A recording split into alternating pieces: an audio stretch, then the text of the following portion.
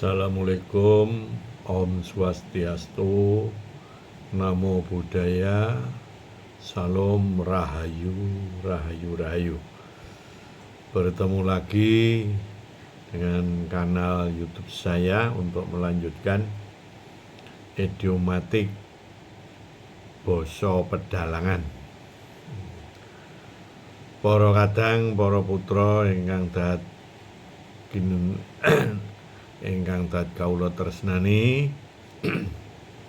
monggo kita simak sesarengan wonten tembung ingkang kaprah ing jagating pedalangan. Umpaminipun wonten tembung berbudi bawa laksana. Lah menika ingkang asring pengucapanipun menika kirang tepat. Jadi sebenarnya bukan berbudi tapi berbudi. Ini sering diucapkan berbudi seperti bahasa Indonesia. Ber itu dari kata luber sebenarnya. Berbudi bawa laksana. Lubering budi lan bawa laksana. Ini berbudi bawa laksana ini sifat terutama sifat raja. Berbudi, hambeking luber dalam kebaikan, dalam keutamaan. Bawa laksana itu netepi janji, netepi pangandika. Jadi berpegang pada janji yang sudah diucapkan. Makanya berbudi bawa laksana memiliki makna seneng hanggeganjar gitu. Hangula wisuda, bersikap adil. Jadi diganjar bagi yang berjasa. Dan bawa laksana netepi pangandika yen abang ya abang, yen ijo ya ijo. Jadi apa yang sudah menjadi ketetapan itu seorang pemimpin tidak boleh istilahnya kok mencela-mencele, ya harus tetapi itu namanya bawa laksana itu ya. Kemudian ada lagi ini yang juga masih dekat ini dengan berbudi bawa laksana. Ini pasangannya biasa nih adil paramarta. Nah, ini. Jadi tembung adil paramarta ini sebenarnya dari bahasa Sanskerta yang diadopsi ke Jawa. Adil parama arta. Nah, adil itu dalam bahasa Sanskerta berarti tulus. Jadi tulus lahir batin. Parama itu yang utama atau yang paling baik, yang paling unggul. Arta itu makna. Jadi suatu sikap yang memiliki makna yang paling baik. Jadi kalau adil parama arta utawa diucapke cara pedalangan adil paramarta itu biasanya sifat raja ya. Sifatnya raja yang tulus dalam mengambil keputusan yang tidak berpihak. Keputusan tidak berpihak berdasarkan sesuatu atau kebijakan yang paling baik. Nah, ini adil paramarta. Ini biasanya diterapkan ya di dalam janturan ataupun pocapan atau di dalam ginem dalam mendeskripsikan sifat-sifat raja atau hambeking ratu dan sebagainya itu. Kemudian berikutnya ada lagi tembung teken jojo suku janggut. Teken jojo suku janggut ini termasuk bebasan ya, bebasan. Teken itu ya tongkat, jojo itu dodo, suku kaki, janggut itu dagu. Maknanya adalah perjuangan seseorang untuk meraih sesuatu kesuksesan beratnya bagaikan bertongkat dada berkaki dagu. Ini biasanya diterapkan untuk ya pendangon ataupun pangudoroso misalnya. Sun rewangi teken jojo suku janggut, keroyo-royo lampah kula bebasan teken jojo suku janggut, sowan wonten ngarsanipun sangat dipenemban misalnya. Kalau Permadi misalnya atau Janaka dalam lakon Wahyu Makuta Rama sowan ke Kesawa Sidi, atau lakon yang lain ketika adegan di Sabtu misalnya. Oke. Ada lagi tembung yang biasa digunakan dalam adegan misalnya gantol Baluwarti bedah Praja Mboyong Putri.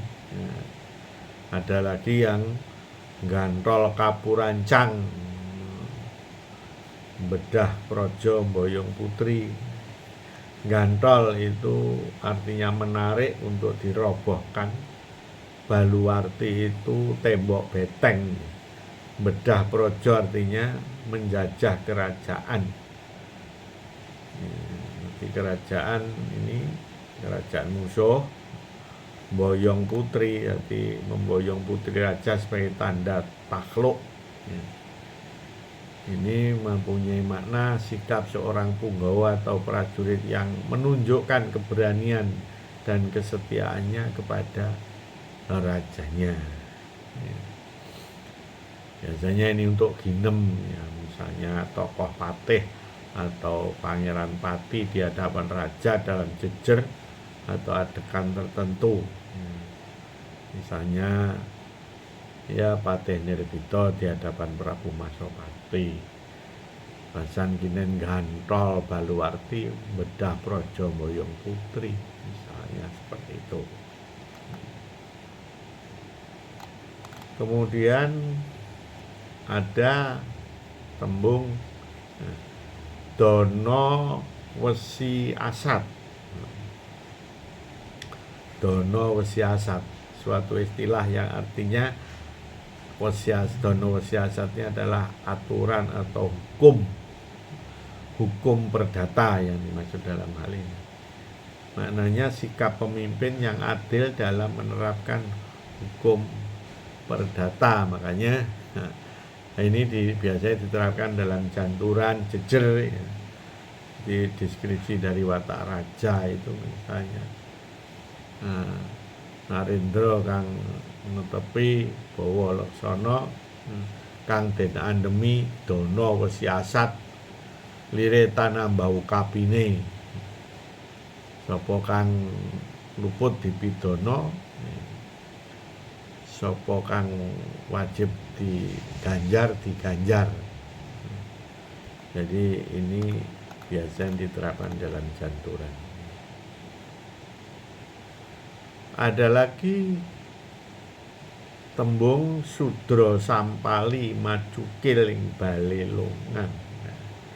Sudra Sampali maju kiling balelongan. Ini Sudra Sampali itu artinya kaum sudra, rakyat miskin. Maju kiling balelongan itu tunawisma. Jadi ini tembung bebasan juga ini. Istilah yang sering digunakan dalam wejangan atau ucapan ketika orang menyampaikan suatu nasihat. Janganlah dilihat siapa orangnya, sekalipun seorang sudra, jika ucapannya benar itu patut dihargai. Ini biasanya untuk wejangan. Ojo mawas bebasan iku Sudra Sampali maju kiling balelongan. Yen tembunge bener ucapane iki pasti kuwi kena digugu.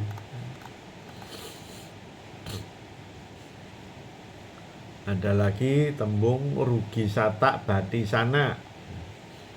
Rugi sata artinya rugi harta, batisana untung, mendapat teman.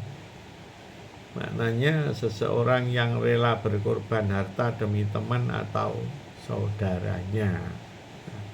Ini bisa juga untuk wejangan, misalnya Semar kepada Abimanyu dalam lakon Wahyu Hidayat misalnya. Kemudian ini yang terakhir ada tembung pendito kembang sembojo njaba putih jeruk kuning. Ini juga tembung bebasan. Pendito bagaikan bunga kamboja. Maknanya pendeta yang tidak jujur diibaratkan bunga kamboja luar putih dalamnya kuning.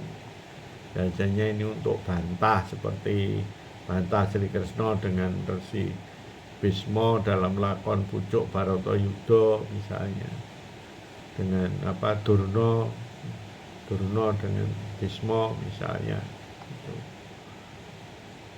Dipun wastani pendhita kembang sembojo njaba putih jero kuning. Tuh ya, saya kira itu sementara untuk sesi ini. Nanti kita lanjutkan pada sesi berikutnya. Semoga bermanfaat. Kurang lebihnya mohon maaf. Om Santi Santi, Rahayu Rahayu Rahayu.